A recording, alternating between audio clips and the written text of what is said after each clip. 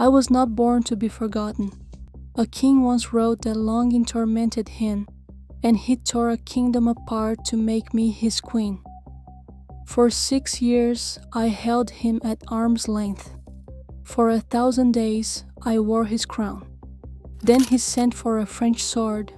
I was loved, I was used, I was betrayed, but I was never small. He began with a glance, a king's gaze, heavy as a crown, fixed on me across the candlelit court. I had known the weight of scrutiny, but never like this. His eyes lingered, hungry and unashamed, and I felt the first spark catch in my chest. He was not a man used to waiting, yet he wrote 17 letters, each one pressed with his restless hand, each word a fever. I can still feel the tremble of the parchment, the ink bleeding with urgency. In one letter he confessed, "Longing torments me." The words, his longing, wrapped around me like velvet and chain. I became the axis of his world, the queen of his desire, and I drank in the danger as if it were wine. He sent gifts, each more lavish than the last. Pearls smooth and cold, strung in a necklace that shimmered like a promise. I remember the moment he pressed them into my palm in the gallery at Greenwich. 150 white pearls, their luster a silent vow. I wore them at my throat, feeling the press of his ambition against my skin. They were not just jewels, they were proof. Proof that I was chosen, that I could command a king's devotion and tilt the axis of a kingdom. I was dizzy with it, his adoration, my power, the peril that shadowed every glance. Yet even as I thrilled at his pursuit, I felt the ground shift beneath me. His love was not gentle, it was a storm, relentless and hungry, and I knew that to yield would be to vanish, to become just another name, another discarded mistress. So I held him at a distance, feeding the fire with every refusal. My heart pounded with hope and dread. Could I make him wait? Could I make him love me forever, not just until his longing burned out? I was not born to be forgotten. I would not be his secret. I wanted all or nothing, eternal love or none at all. 6 years I kept him waiting, 6 years of longing pressed between us, sharper than any blade, sweeter than any honey. He begged, he threatened, he promised kingdoms and eternity, but I would not yield, not for pearls, not for rubies, not for the fevered words he sent across the miles. I would not be his mistress.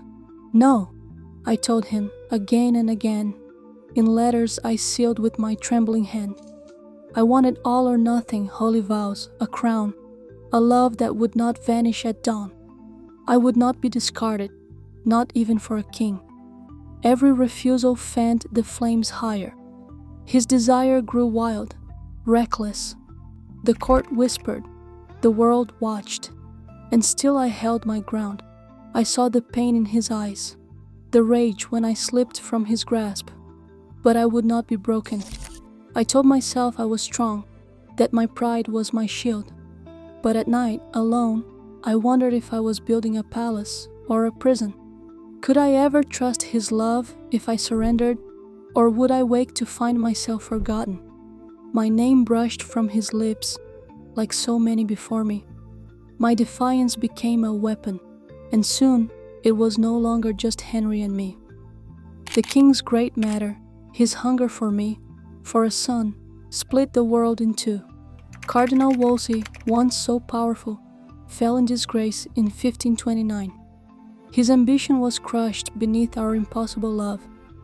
Thomas Cromwell rose in his place, clever and cold, whispering of laws and parliament, ways to break the Pope's hold on England.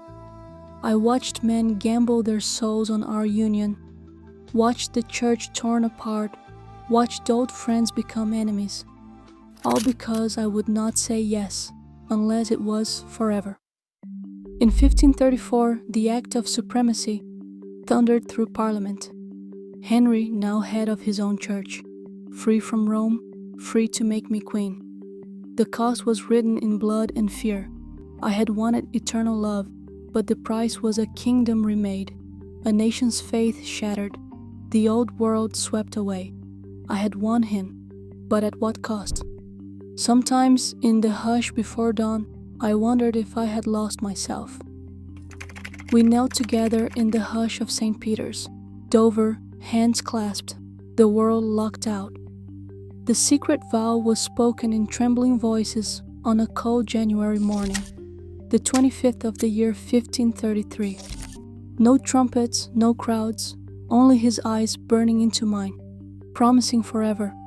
I had won the crown, but it felt like a fragile bloom, cupped between my palms. For 6 years I had said no, no mistress, no secret, no shame. I demanded everything, and at last he gave it. A ring, a promise, a kingdom upended for my love. I thought in that moment that I could finally breathe. The court could no longer whisper. On the 1st of June, I entered Westminster, not as a shadow or a scandal, but as queen. My gown was crimson satin, heavy with gold, the weight of it pressing my shoulders as I walked beneath the abbey's vaults. The river had carried me there in a barge draped with silks, the air thick with rose water and the roar of Londoners. I remember the scent of lilies, the dizzying shimmer of jewels at my throat, the crown so bright I could barely see. I was radiant, triumphant, terrified. Henry watched from the throne, his face shining with pride and hunger. I was his victory, his new beginning. Yet even as the bells rang out, I felt the eyes of England upon my womb.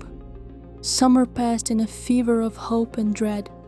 I prayed for a son, for proof that our love was blessed.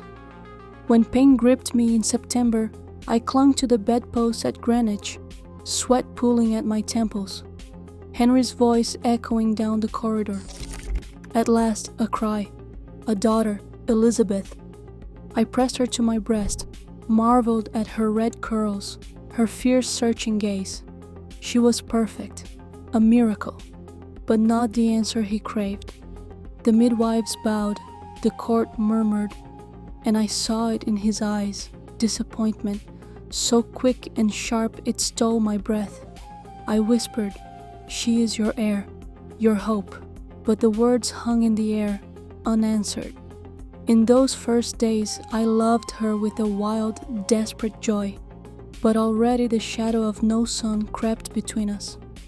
The crown glimmered on my brow, yet the cradle beside me felt both sanctuary and warning. I had everything, and yet I felt the world begin to slip from my grasp. Elizabeth's first cries faded, and with them, the warmth in Henry's eyes. I prayed for a son, but late in 1533, blood came quietly.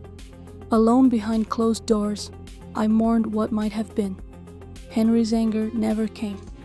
There was only a growing distance, a chill that settled between us.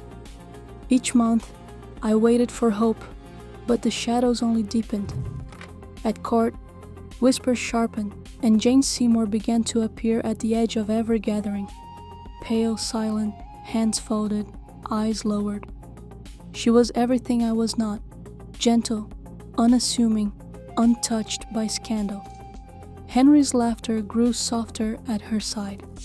I saw her wear pearls I once called mine, and jealousy burned through my prayers. The new year brought no mercy. On January 2nd, 1536, after the Greenwich tournament, pain seized me. I lost the son I carried, a small, silent hope that might have saved us. The midwives whispered, but Henry did not come. His absence was sharper than grief. I clung to the cold linen, knowing I had failed him, failed England, failed myself. Jane's star rose as mine fell. Henry's gaze slipped past me. Courtiers bowed lower to her, and friends vanished. I tried to stand as queen, but fear crept in. Rumors grew. Treason, adultery, poison, witchcraft. I denied them all, holding tight to memories of his love letters, his promises. On May 2nd, 1536, they came for me. The guards' faces were blank. My voice broke. "Where are you taking me?" No answer. The tower's gates closed behind me. Days blurred, questions, accusations, men I once trusted, now strangers. On May 15th, they called it a trial. I stood alone, dignity stripped, courage my last shield. Henry's absence was a second death. On May 19th, I knelt on damp grass beneath a pale sky. The French swordsman waited. I thought of Elizabeth, of love and loss. My heart broke, but I would not beg. The sword flashed. I prayed for peace. My story ended with a single stroke. I once believed Henry's longing would crown me with eternal love, yet his touch faded, and my heart broke with every lost son, every jealous glance toward Jane. Even now, women risk everything for promises whispered in the dark. Love, so fierce it remakes worlds, can still destroy them. Share your story below.